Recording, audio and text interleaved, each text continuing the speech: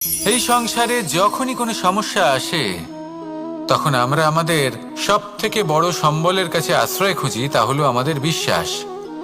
এবার প্রশ্ন হলো এটাই যে এই বিশ্বাস কার উপর করা যেতে পারে?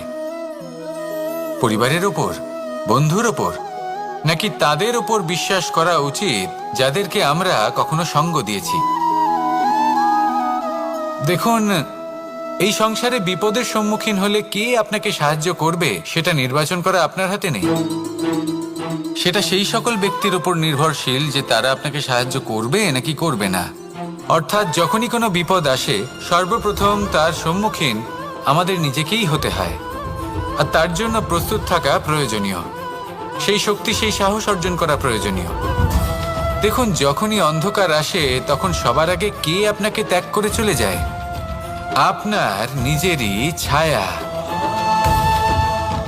এই অন্ধকার